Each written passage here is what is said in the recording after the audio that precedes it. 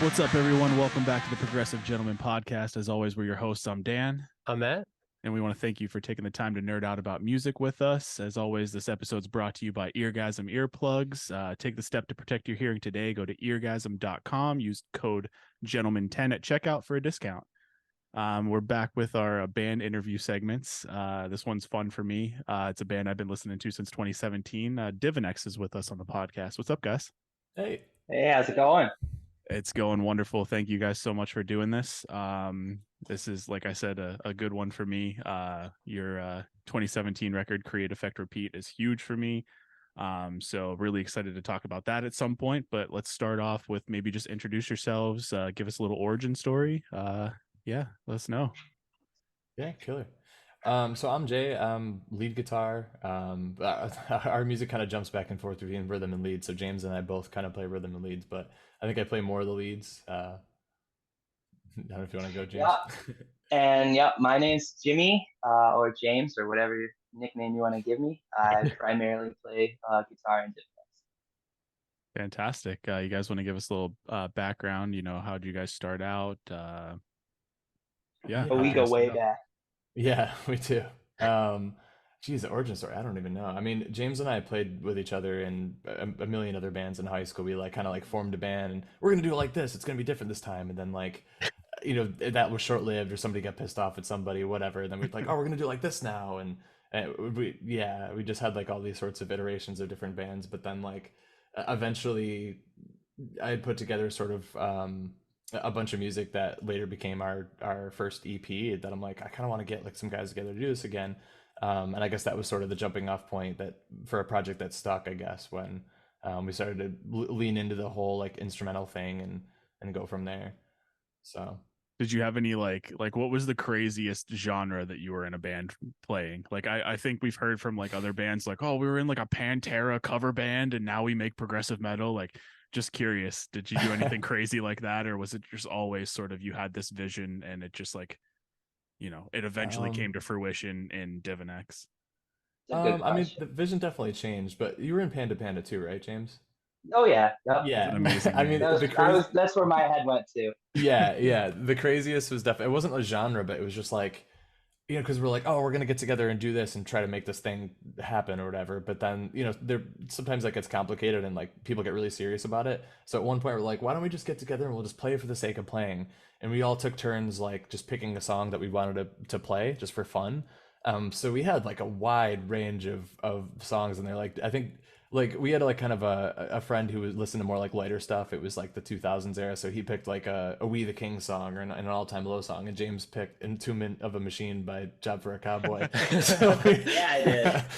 Wow. Yeah, I think that's quite the spectrum. Yeah, I picked the Chiodo song. We had Protest the Hero, and we played gigs where people were what the F is even this band? That's quite the roller coaster.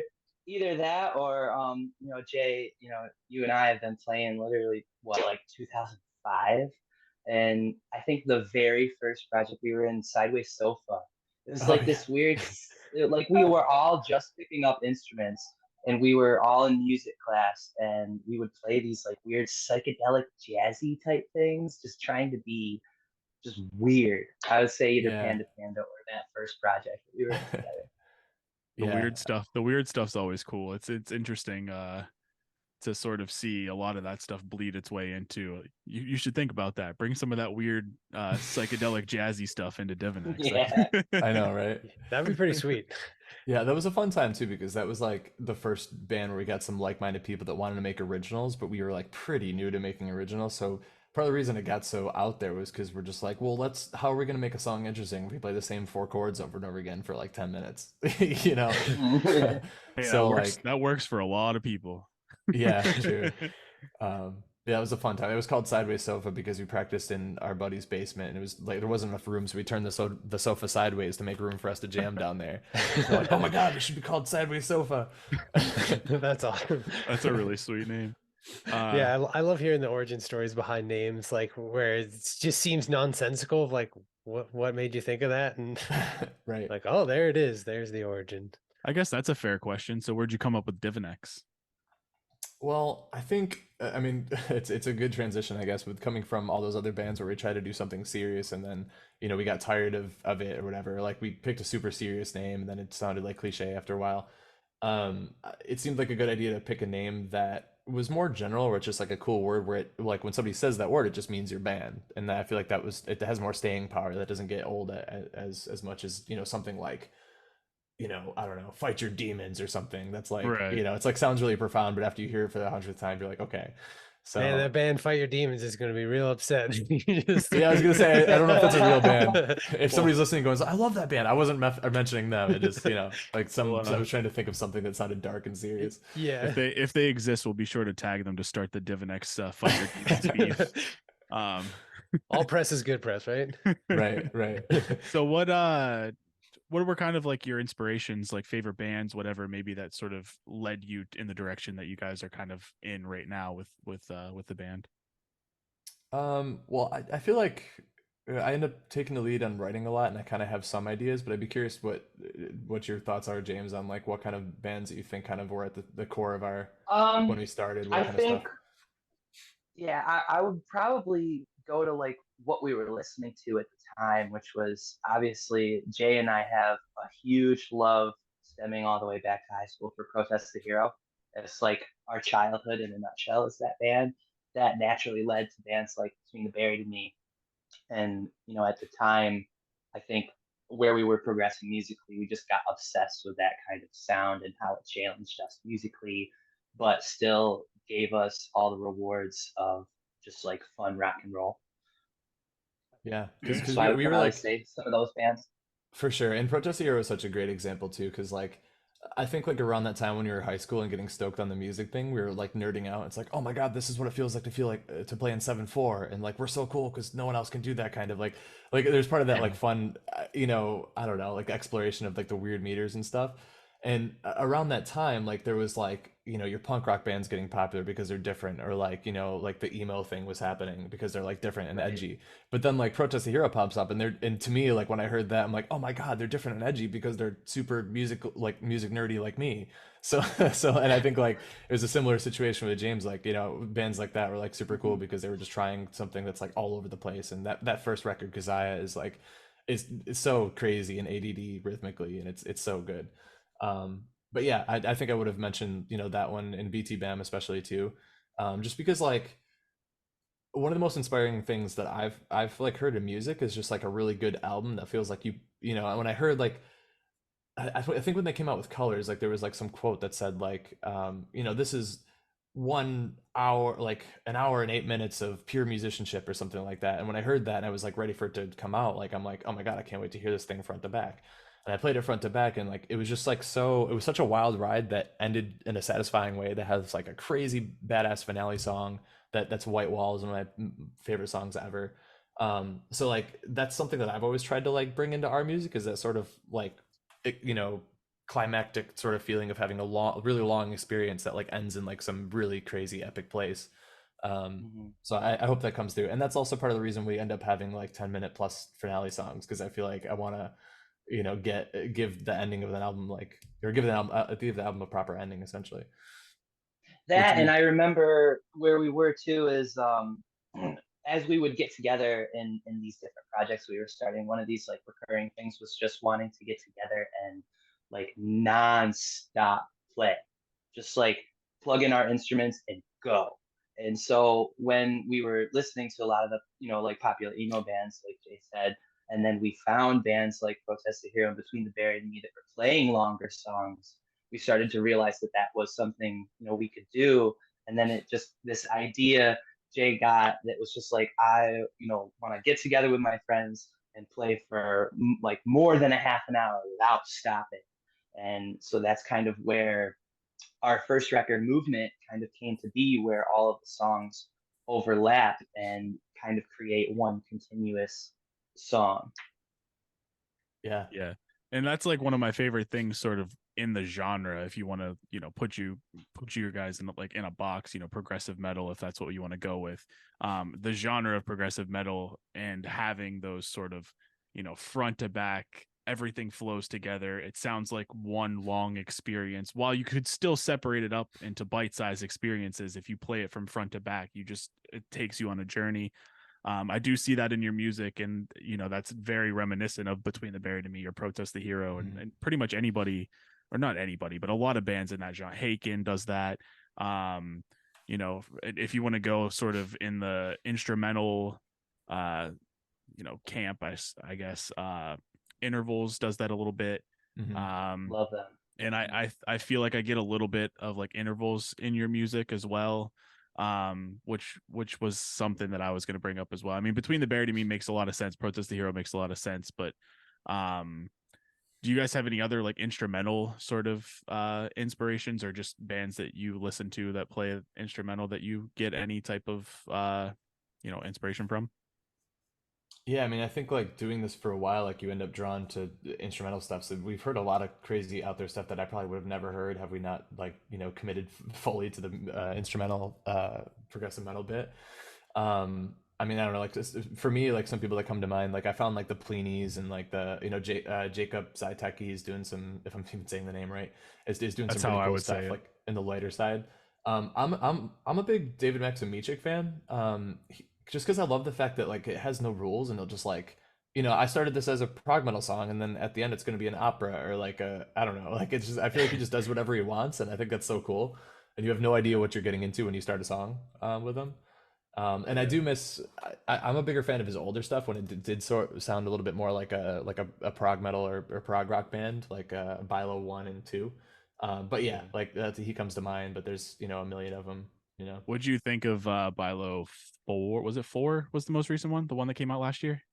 I can't remember. I think I think it's I was 4. like stoked to listen to it on a plane, but when I started listening to it, I realized it didn't download fully, so I only got like the first 3 songs, and I think I haven't circled back to it, but I had it it sounded dope. I had it in my top 10 last year. It's a good record. I definitely recommend checking that out to listeners and to you guys, obviously. Yeah, But and then Who Bit the Moon back in 2017 I like that one. was also sort of in the same. I actually had your record higher than that in 2017. Wow. It's a good record as well. So yeah, that's a cool name drop. I love David. Yeah. But so we kind of sort of talked a little bit about this, getting together, jamming for extended periods of time. What's your writing process like whenever you're approaching a new record? It's a lot of I kind of tend to take the lead on the skeleton of the song, and it gets fleshed out later. But it's a lot of just like sitting and playing the guitar and notating what came to be in Guitar Pro. Like I'm a huge advocate of Guitar Pro because it's like I'm like the type of guy that's always like tweaking and tinkering, and I'm not the guy to just like I'm like, oh, I think I should play this and record it, and it's like done. Like sometimes I play a little sloppy and like sometimes I'm like, well, I played the 10th fret there, but maybe I should have played the 12th. And with Guitar Pro, I can go back and just be like, bloop, and change it. Um, so that becomes really handy. So there's like a lot of tweaking on like the sort of bones of the song, like the rhythms and the leads and stuff are usually in there and drums and bass and stuff. But then once it's like it takes a form where it feels like rhythmically good throughout the whole thing, then we typically bring it in the practice room and try some stuff out and stuff. Sometimes the layout changes. We'll pass around some leads. Sometimes there's parts where like I only really wrote rhythms and like James will just like want to do a lead and they're like, oh, there's room for it, like let's put that in there too. And sometimes the lead changes, sometimes we add harmonies, bring stuff up and down the octave. Drums usually change at that point too because like I do play drums, so when I kind of like tab them out, like they sound they should are theoretically human playable, but sometimes they just don't feel super organic. So sometimes they have to get fleshed out into something that feels more comfortable. But yeah, I kind of lay the bones. There's a lot of just like playing it and seeing how it feels and seeing how you can refine it. And then I don't know. What are your thoughts, James? Once it hits the practice space, how things evolve from there? Yeah, I mean, you pretty much hit the nail on the head. I think, you bring, excuse me, you bring stuff to the room and we'll all just kind of, see where your head is at with like the musical image of the song and kind of, start by learning where you were coming from. And then as we jam them, things will naturally progress and we'll come up with certain ideas here or there and they're presented. And if it makes sense, we do that. other than that, I'm more just like nagging you to like get things done and keep writing and keep pushing it out. Jay Yeah. writes music, and we've been playing together so long that I mean, I could be blindfolded with my hands tied and just kind of know the song already. It's a really weird thing that happens, but we're just so in tune that it just works That's that awesome. way. Yeah, and That's we cool. sort of developed our own language a little bit too, where like I don't know, I know it's probably like a weird thing to say. It might be mind-blowing for some people who just are always like talking about note names, but I feel like when I started writing music, like I was in like three bands where I was in drop B, drop C, and then like drop D or something like that. So like after a while, like it became confusing to say like, oh, I'm gonna play like the D or whatever. It's like, well, I mean that's open. That might be an easier one, but you know what I mean. Like sometimes it's like it's when you're constantly shifting the whole guitar, it becomes inefficient to talk about the note names.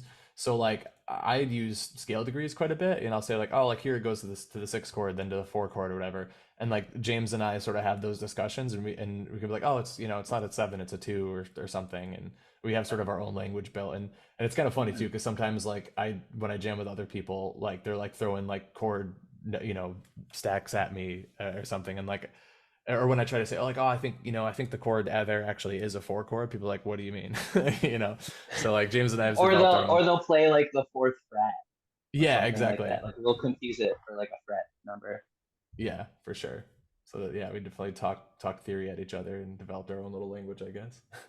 So this maybe like backpedals a little bit, but where did you guys sort of, are you self-taught? Do you have any type of, education as far as it comes to like music theory, playing the guitar, anything like that? Like is it just something that you just decided I'm going to learn this, I'm going to be awesome at it and just put a lot of time into it Yeah, or well, I what think sort there of was a good community when we were both in high school, because we had a band director who was like just super ambitious. Like he got hired, I think, like the same year that I was a freshman, and he's like, He I did, was yeah. in like concert band or whatever. And he was like, oh, like we're gonna get you guys so good that we're gonna go play at Disney World, and like we did that. And he was like, I'm gonna teach you guys all music theory, and we're gonna do drumline and marching band and color guard. And he was like, I don't know how he had enough time for what he did, but he was super hands on, and he built this sort of awesome music community. James ended up getting involved in drumline because you didn't play like anything like classical instruments, right? Like guitar was just your deal. No, I was mostly in chorus for school. I Mhm. come from a music family, but it wasn't until I was like 15, 16 where like somebody put a guitar in my hands and it was just like that mind explosion. So I never was in band. But then yeah, our music director was really ambitious and really progressive. He like the drum line we did was like video game theme songs Mhm. and Oh, like that's not cool. like classical like your standard thing you would see. So we did really unique stuff. He got us into like Dream Theater and kind of pushed us into progressive music even too. It was really Yeah, cool. and you took a theory course with him too, right? Yeah, I took theory one with him. Yeah, I think he like brought music theory to the music program, and that's part of the reason we were like getting super stoked about the bands because like once somebody teaches you like what 5/4 is when you hear a band that does it, you're like, ah, hey, that's I get that. And he was also just like part of his music theory classes were just like playing a song that he thought was cool and explaining why it's cool. And I feel like I don't know, like I've looked at music differently since that. And like sometimes it doesn't translate because I did try to do the same stuff when like people I'm giving someone a ride somewhere and I'm like playing them a song, but like, but do you see how he goes into 15/16? And they're like, what are you talking about? Is, You know? is this Yeah. guy by chance Rick Beato? I If you know, don't know. right? Yeah, that's why I No. love yeah, I love that he's doing stuff like that because like that's something that, we used to do back in school. But yeah, formal training is, or what was the training like? I think like that was a big part of it is there was like a community, and like some of our early band members and the bands that we formed like we're all like in that music program, and some of us took theory. James got involved, he played in drumline and theory, so we kind of started there. I did go to school for music business and iron out some of the other like theory and ear training and sight singing and stuff like that. And I think that definitely helped. Like at least with the biggest thing was just like the ear training. Like it's one thing to know the rules of what chords you're supposed to go to or not, but it's nice to like hear. Like I can hear like a band like BT Bam or Proctus Zero and say like, oh okay, they're doing this chord progression. That's really cool. Um, yeah, so that helped a little bit too, I That guess. always that's just really impresses me, the ability that people can like just hear something and be like, all right, I know exactly what chords were played and what notes, and can just like hear it and then immediately translate it to guitar and play it without like needing to look at tabs or anything. It's it's Yeah, such an impressive skill. we had like one music class, and we did play guitar for like a hot second, and our teacher was terrible, and he would like some kids in that class played a little bit of guitar. Myself, I just sort of discovered playing guitar. I wasn't good by any means. I'm still not great by any means, but sometimes we would like tune the guitars to whatever we wanted to tune to while we're playing, and like we'll drop it to drop D. It's 8th grade. I mean, drop D was like this amazing revelation, and and if we drop tune the guitars, he would like we wouldn't be allowed to like. It got to a point where he was like, well, I'm going to start like charging you for doing this because now I have to take time after class to retune all these guitars, and like he was just a horrible teacher. I didn't learn shit in that class. Didn't learn you to move the string up a whole step. right. That's, I mean, just goes to show how terrible he was at really was he even like qualified to be a music teacher? Like, I don't know, but I think if it's the same guy, I think I had him because I actually played drums for like 2 years and I was no good. So I was like third chair and there were only 4 of us. And you're not last. Yeah, I guess I wasn't the worst, Made the cut. but I was not great by any means. And I just like did not like his teaching style. So whenever we would like have our individual lessons for like the drum team, they would like we'd miss a class and have to go to it, and I would just be like, nah, I'm gonna stay here in science class instead. And then they would like send a recon mission to come and get me and be like, Matt, it's time for your drum lesson. Like, damn it. It's bad when you're choosing like science class over like playing music. Like that's it's bad. Yeah, I was right. He was like always very like stern and stuff, and I just was like, I'd rather not get yelled at today. Instead, I could just sit here and stare at a whiteboard, and this is much better. Yeah, I had just moved to like that school, so that was like my first experience. Really I thought that you just moved away. So you I would. Yeah, I should have. Like, that's one solution. All right, off the rails. Let's get back on track here. Sorry about that. Let's talk a little bit about the first full length record, which is one of my favorite records. And I guess the first thing I kind of want to talk about is you had a feature on that record from Angel Vivaldi. What was it like working with him? How did that sort of transpire? What made you want to work with him? Just give us the scoop on that. Yeah. Well, first of all, that guy is so nice. Like we worked with him. We opened a couple of shows for him in like New Jersey and Philadelphia, I think. And every time like he's around, he's just like so like positive, and his fans love him. I can't say enough good things, but yeah, I'm trying to remember. Like I feel like we had a spot for a guest solo, because I think that song used to have like a really wacky bass part, but like at the time we were just backtracking the bass, so it didn't make sense to have like this crazy bass part from a bassist that didn't exist. So we sort of like adapted that section and left it just kind of like open and chordy, and then I think we like the idea of doing like a guest solo of some sort would be cool, especially since it's like becoming really popular now in the instrumental space. Like there's tons of collaborations to keep things interesting, and I love that. So I think we had a spot for it, and then like next thing you know, Angel Vivaldi was touring through Rochester, and we got the opening spot, and we're like, maybe like let's try to have a really good show, and then like afterwards, if it feels like we didn't suck, we'll ask him if he wants to be on a record. And which makes for a fun story too, because like that particular day we had played like I think the night before somewhere else, and so for some reason, like at that time we were just playing with like powered PA heads as our guitar amps, and like we would just use like a pod and like run through that. We do amps now, but yeah, we played the night before, and when like 30 minutes before we're supposed to play the show, we realized that the powered PA heads didn't make it there. So we're like, oh, we don't have guitar cabs now, and we have to try to not suck because we're opening for Angel Vivaldi. And we ended up going DI, and it was actually fine. We had a pretty good show. But yeah, then like I just asked him if he'd be interested in collaborating, and he was, and he does that sort of thing. Like he does guest solos on other people's music and stuff here and there, so he was down for it. And yeah, wrote us a great solo, and then after that, a couple times we opened for him in different places as well. That's awesome. So I guess the other thing about that record is I've already talked about it, but that song "Immortalized" being sort of my favorite record or my favorite song on the record. Um, there's a little sort of surprise comes out of nowhere vocal section there at the end. Mhm. What was the inspiration for throwing that in? Was it just kind of like, hey, let's do something different. Let's throw everybody off. Uh, Yeah, where did that come from? great question. I feel like back when we were playing Event Horizon a lot, James, like maybe like early on when we played the whole thing, there was sometimes when it was just like everything was so loud at the venue, like when we played like the big breakdown at the end of that song, like I could have sworn I heard like vocals over it. I'm like, oh, it'd be really cool if there was vocals there.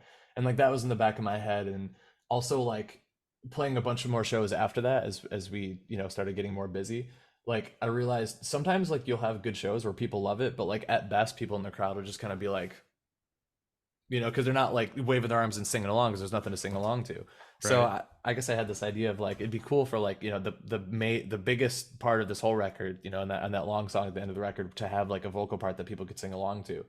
Um, and I think like I just started thinking of what that would sound like, and if for anyone that knows it, I was kind of inspired by I think the song is "Let Yourself Be Huge" by Cloud Kicker. There's like and same thing, they're mostly instrumental. There was like Yep. a vocal effect that comes in there, and it hits so good. And I think like when I imagine like a sneak attack vocal part that comes out of nowhere at a big moment, like I guess I was kind of inspired by that sound, so that was a little bit to credit for the inspiration there. um yeah, and we just put it in. It's And simple, it's it's cool. short. It's cool how it leads into that just absolutely ripping guitar part there at the end of that song too. That song's freaking awesome. But Can you hear the White Walls influence at the end? I Like do actually. I do yeah, it's actually. pretty. Yeah. Um, which is really awesome. So on that record too, you have a song called Reinventions, which actually, like, looking at Spotify numbers, took off. What was that like to sort of see something that you made just explode like that? And and also, what's your favorite track on this record? Like, what's the one that you were like the most excited to write, most excited to play live? Like, Hmm. Most exciting to write was probably Immortalized, but it is like kind of tricky and like awkward to play live. So like that one's not the most fun, but it's like super awesome when we get to do it, especially at the end. Favorite to play. I mean, like we always like probably Collide and Construct the Prototype. I think I've come to appreciate Collide more. I think Yeah. um, Reinventions. Collide's definitely my favorite. Yeah, I was gonna say I knew it was. Yeah, but I didn't want to. But yeah, Reinventions I think like is definitely like a highlight on the album, and that's the one that I guess like kind of stuck. But that one to me is like the most annoying to play live. So I'm always so like conflicted. Like when we were playing shows, like when we're a lot of people didn't really know us yet. It's like should we do something that's like maybe easier to pull off live or whatever. But it's fun to play, and that's a great song. But yeah, I mean that's probably, honestly, that's how I discovered you guys. Is, I guess, shout out to Spotify. yeah, The like the Oh, for real. Thank you for that.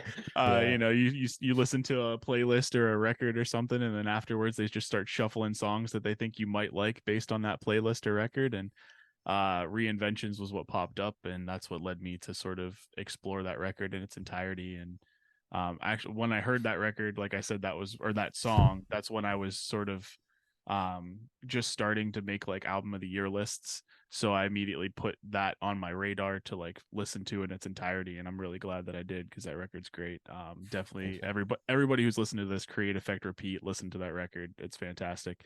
um but I guess let's switch gears to, you guys got some new things on the horizon. You got two new singles out, and a new album that's dropping on the 16th of this month. Uh, what uh, what was the inspiration behind that? Do you think it's a progression from sort of Create Effect Repeat? You do anything different? Anything you want to tell us about that record? Yeah, I mean, I think like Movement was an experiment, the first EP, and then Create Effect Repeat kind of like solidified like what we're about and what we can sound like. So, I mean, we're not reinventing the wheel with it per se. I think it's just like, we know what our sound is now, and we like want another great full length experience. So like we kind of work to develop that over time.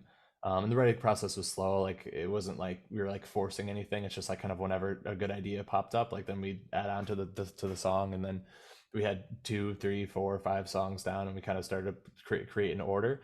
And we made, yeah, it's a killer record. We put a little bit more into production this time, and we like we're working with Steve Sopchak, who's an amazing mixing engineer. So I think like it's another great full length record experience that's, you know, produced a little bit better. It sounds a little bit nicer on the ears, and it's killer. Yeah, I mean, there's some different things we do, some different experiments that we do. There's like I guess it's not a secret because we announced a video for it a while ago, but we had like a fan collaboration thing where people could send in their own singing of like this little melody that's at the end of the record. And we put them in the song, you know, like to do sort of like a fan collaboration thing. We try to, you know, get a bunch of other different interesting things happening. We got another guest solo from Adam Bentley of Arch Echo, who, and his solo is so sick. Like that was such a sweet addition to that song. Thanks Adam for doing that. Yeah, I mean, we have another killer finale song that's, you know, close to 11 minutes long, and it's super epic and draws the album to the close just the way we like. So yeah, that's it for. Honestly, I felt like this, and we got to listen to it thanks to you guys. We appreciate that. I really feel like this record does sort of flow very similar to like Create, Effect, Repeat, in the sense of like, you know, like you said, you're not reinventing the wheel. Your sound is, you know, your sound. You do it well. But just the way that, like, you know, it progresses through, and then like you said, the epic ending, you know, you guys kind of have a structure down too, it sounds like, and it does work for sure. And again, I find myself favoring the really long tracks that you guys put out. This one's no exception. So yeah, a lot of the heart and soul of the record ends up pouring into those finale tracks. And this layout's a little bit different in terms of structure, like because both the first two records, like the last song was the long one. This one, it's like the second to last song, and there's sort of like an outro. They like, you know, it's kind of like a different ending, you know, another ending, like I don't know, maybe an alternate ending, even if we're making metaphors. But I like that. but it's yeah, it's just laid out a little bit different, where like the biggest part doesn't necessarily have to be the very end, although it's, you know, it's close to the end. There's like the big ending, and there's a sort of the relaxing, you know, soothing ending on this record. Yeah, it is kind of cool. It's kind of like pick your own ending, you know. I like the alternate ending there. That's sweet. Yeah. But yeah, I do feel like, you know, it's that longer song sort of puts like a bow on the record, and then there's just sort of like that outro towards the end that you know, it's like a palate cleanser almost. Yeah, and we talked a little bit about like surprising people with something they didn't expect and Create, Effect, Repeat when those vocals come in. It's almost like the same thing. Like at this point, you expect like a long finale song from Divinex, and like when the new finale song is called Olika. When that ends, you're like, oh, cool, they did the finale. Then there's like another song, you're like, oh, you know. So yeah, it just plays with like you know, expectations and the formula a little bit.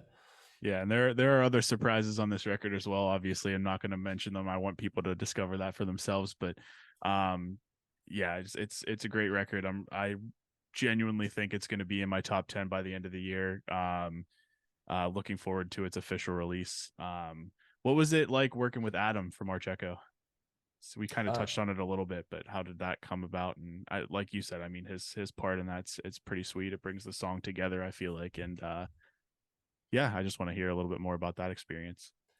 Yeah, well, I mean, we thought it'd be fun to work with Angel Vivaldi. Then after doing that, we're like, oh man, that was actually like a really good like gateway to like new listeners, because like some of his fan base would like find Divinex and be like, what the heck is this? And they're like, oh, this is kind of cool too, you know. So going into this record, I'm like, why don't we do that more? Let's get even more guest solos. And I think I'm like, we should do 2 or 3, and we settled on 2. But then like you know, making the record just got complicated. Like we had to postpone studio time twice because of like the first time I thought I had COVID, and the second time I did have COVID, and yeah, it was just all sorts of hiccups in the process. So like we were looking for what could be 2 possible guest solos, and on one song we decided to just plug that ourselves, and me and James did another like trade-off solo thing like we do in Reinventions. And I don't know about you, James, but I kind of like the song more now because like those parts are so fun, and they kind of like fill the space, and it's our voices now. And then the other one, we still had one spot where like it'd be cool to get one guest solo just to like, and when you show that that you've like worked with someone who's like in the scene, it sort of like solidifies yourself as like in that sort of, you know, instrumental progressive metal space. So like we wanted to work with someone else, and you know, especially because if somebody comes across it, it's like we want in if they see someone who they're used to, it's like, oh, okay, like this band is like firmly in that progressive metal, instrumental zeitgeist or whatever. So we were looking, and I was like trying to figure out who would be available, and I was messaging some people, but then I saw on Instagram, I followed Adam, and there's like a story. It was just like, oh, I just finished up a guest solo. This is so fun. And then like that was his story. So I replied to him like, you want to do another? And he was like, yeah, sure. And that was pretty much, there was a lot of lead up, but there wasn't much more to the story than that. I just like saw one of his stories where he posted like a clip of it, and it sounded sweet. And I'm just like, we're in the market for a guest solo, and if you want to be on, this would be great. You're instrumental prog, so are we. Like, and he was down. So yeah, thanks for doing that to him. Yeah, that's awesome. That's awesome. And yeah, like you said, it does give you a little bit more exposure, kind of like share audiences in a way, for people who may not have heard of you guys who are Arch Echo fans. That sort of like opens the door, like you said. And for lack of a better, where it gives you like not relevance, but like people look at it and say, oh, well, they're in this space, like it's like street cred. Exactly, street cred. Yeah. That's the good one. That's a good way to put it. But Yeah. I honestly think that once people do discover you, they should see that you guys can stand on your own. You don't need that type of thing. So I'm hopeful for you guys that and with this record as well, that this is sort of like, the beginning to. Do you guys have any plans for like a tour or anything like that? Anything like that, or shows in the near future? Whether Shows, for this record or just in general? I think so. I think it's like our timeline's moving a little bit slower just because we're spread out now. I recently moved to Florida for a career opportunity outside of music, and right now the focus is just like we worked hard on this record for like 3-4 years or something. Like if you go back to like when the first song was written, it's been a long time. So right now the focus is on just like getting it out and trying to promote it well enough for like people to hear it, which is it's hard nowadays because it's so competitive and everything gets lost in the noise. But once it's out and like we'll probably do some follow-up media for it, then we'll kind of be shifting gears to figure out like what we can do performance wise. And we have a show booked in October, I believe, and we'll probably do some one-offs. It'd be nice to do like a CD release show. And maybe like down the road we'll do like a like a week tour or something to get our feet wet with touring and stuff. But there'll be shows. But yeah, right now we're just kind of more focused on like getting doing the record justice. And we changed our lineup recently too, so we might actually follow it up with like a single where we kind of like record with the new lineup and stuff. Just for the a fun experiment to do. For the show that you said in October that you had planned, is that since you moved to Florida, is it there or is it planned for New York, which is where you're both from, right? You can tag into this one, James. I think he set it up more, so you want more of the details. Yeah, it's going to be in New York. The show is going to actually be in Jay and I's original hometown. Okay. Yeah. Cool. Which is it's fun to acknowledge that too, because like we grew up in Waterloo, but I've been living in Rochester for a while, and like that's the bigger city. So I mean, that's where you go to play in that area. Like there's not as many opportunities in Waterloo. So we played mostly in Rochester, but yeah, Rick Horton, who's a promoter that we worked with a few times, he did like Finger Lakes Metal Fest, and he's like so good to bands and he loves music. Like he's such like a great force behind like making a music and metal scene come together.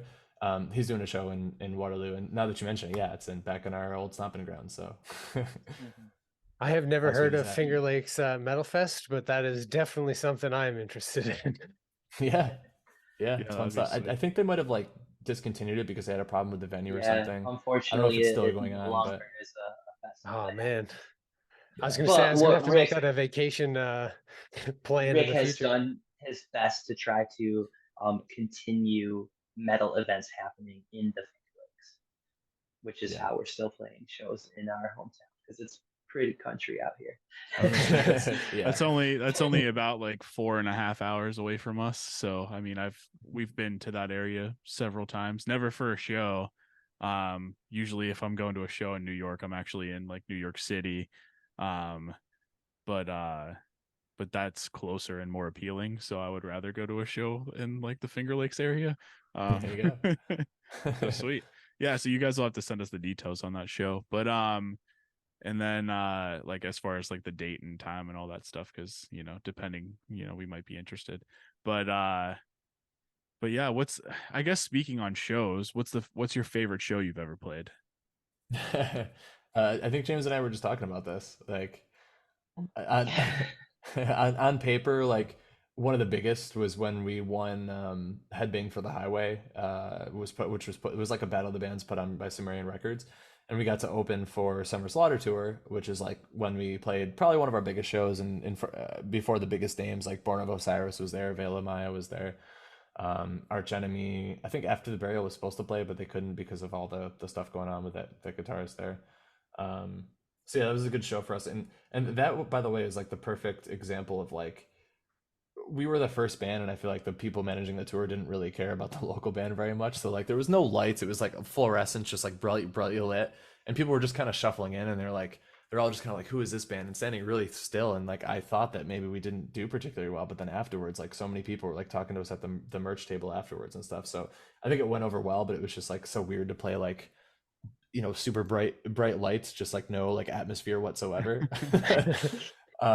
So yeah, I mean that was a good one in terms of like get exposure and like some cool names that we played with and stuff. But James and I, way back towards the beginning, we played Rage Fest 2013, like direct support before Ice Nine Kills, and it was just Oh, like cool. a yeah, there was a promoter that was working hard to make like a really cool scene around Water Street Music Hall, and that was like one of the pinnacles, I think, of like that scene. Like he did a Rage Fest every year, and that was like one of the better ones. We also just like got a Adrian from, I think it was before the Foundation at the time. He's in Destroy Create now. He's the vocalist. He came up and did vocals for us for a cover of Under Oath in Regards to Myself, and it was like That's one of the pretty most cool. epic things we've ever experienced. And like maybe we're biased because usually there's not vocals like making everything epic when we play, but like it was just such a powerful song that everyone was like raging to. Like I mean, I I'm want to not add even in too that was what was really cool about this one show specifically was that we had saved that song, that cover, to be the last song, and right before we were going to play it, the sound guys were trying to tell us we were done and we had to get off stage for Ice Nine Kills. We were past time, but the members of Ice Nine actually came out and told us to keep going, and that was just like a really cool thing. Oh, Oh, yeah. that's really cool. Yeah, because the show was just, it seemed like it was going pretty well before that too. And like, we're just like, yeah, we're going to cover this Underoath song. And everyone's like, yeah. And then like, the song guy's like, no, you can't. And like, one of the guys came out and he's just like, it's fine, let him do the thing. And in hindsight, I don't know what happened. Like, maybe they were running behind because I don't think our set was too long.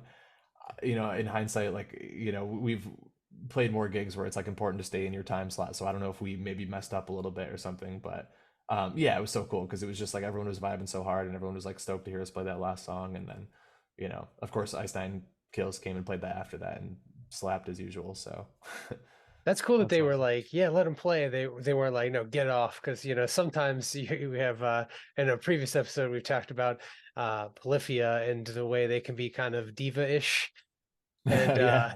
that they Some like take bands are no. yeah. So it's cool to when you hear bands do that, like, no, let them play. Like they're getting the crowd hyped, and we want to hear what they have to play. So it's cool they like gave you the opportunity and stuff. That's gotta feel good. Yeah, Yeah, one for of the sure. other bands we interviewed, Nefel, they were opening for Polyphia, and Polyphia showed up late. Uh and Nefel had completely set up and everything, and they let them play one song and then made them tear down. Oh my God. Yeah, Jeez. which is just crazy. But and Covet was on the bill as Oh, well, and snap. they were trying to like, they were like, hey, no, they can have some of our time. Like they set everything up just to play one song, just to tear down. Like that's terrible. That's insane. um but the band manager for Polyphia wouldn't let that happen, so it was yeah, so it's good to see that not everybody's like that is Yeah. Yeah. basically kind of where I'm at with that. Absolutely. Mhm. And I mean, they didn't need the time as much as newer bands, unknown bands who playing in front of a crowd that honestly really fit for them, for their sound. I mean, they were an instrumental band playing on a bill with Covet, Polyphia, and Jason Richardson. Um, and to see like them kind of get shafted like that was kind of discouraging. I was actually at that show. It was sad to see that kind of all go down. But Yeah. We opened for Jason Richardson once, and I got the sense that I don't know if it was like part of his tour management or something too, but like I got the sense that those guys are like really intense. Like, yeah, yeah, like they're the ones to not let a minute, a set go a minute over or something. So I yeah. don't know. They I, just cut I, your sound as soon as the time hits. It's just right. turn the Yeah. lights off. Get off. The opposite happened one time. We were playing, we were opening for like Era, in the mainstream armory basement, and like the sound guy was like setting stuff up, and then he just kind of like disappeared. I don't know, he was like doing something, and then like the other guy, like the monitor guy, was like, "You guys, the time's already started. Just so you know, you guys got to go." And this, I don't know, we were kind of like new at that point, so we're like, "Oh, okay, count it off, let's go." And we start playing, and we find out that the sound guy wasn't back at the booth yet, and he's like hauling ass to get to the booth to turn us on. So like, that was one situation where the opposite happened. We actually like instead of like cutting out the sound at the end, it was like we were playing before the sound was even there. Like, Jeez, that's crazy. Well, I mean, we covered a good bit here. Is there anything else you guys would like to announce? Obviously, the new record coming out on the 16th. Is there anything else that you guys would like to cover to present to our audience or anything like that before we sign off? yeah, I think that's the main thing. Like, we're just super stoked on the record and worked really hard on it. It's been like a long time coming. We've had the blood, sweat, and tears, as they say. So, yeah, I mean, if anyone listening is, is up for an adventure, like put on the album, listen to it front to back. Like, it's a cool experience. And if you're driving or something, like that's what our music is made for. It's not like, oh, listen to us for 3 minutes and go do something else. Like, it's a cool experience. So, yeah, if anyone's think listening, Yeah, I like the think record is good. we really work hard to put little Easter eggs and secrets in that, only people that take the time to really absorb the whole piece and are gonna get the chance to hear. So definitely. Damn, you saying that now, I'm like, shit, I gotta go listen to it again. Yeah, That'll be our next record's marketing campaign is like, if you hear the sound of this, then let us know and tell us where, and you'll win something. And there's like nothing actually there. People are just listening really hard to find, You just sit back and watch the play count rise. right? Like screen number. suckers. I love it. I love it. Yeah, I got a trip here. I'm leaving on Friday, so that'll definitely be on the Awesome. radio as I'm driving down. Looking forward to that. Cool. But yeah, I guess we'll wrap up there. Thank you guys so much for jumping on with us. We really appreciate it. Really looking forward to the new record. And hopefully everybody else is as well. And yep, comes out on the 16th. And yeah, thank you guys so much again. And we'll Yeah, thanks, catch guys. everybody on the next one. And yeah, we'll see you. Yeah, and thanks for having us. For We're, having we're us. historically not great at PR and promoting ourselves, so any chance to come on and talk about stuff we care about a lot means a lot to us. So thank you. Absolutely. We're And happy to have you. we'll be sure to share everything we can on our story and stuff. When the new record drops, we'll have everything shared out. And so anybody listening to this, keep an eye on our page for all the information, everything related to Divinex and their new album. And thank you guys again.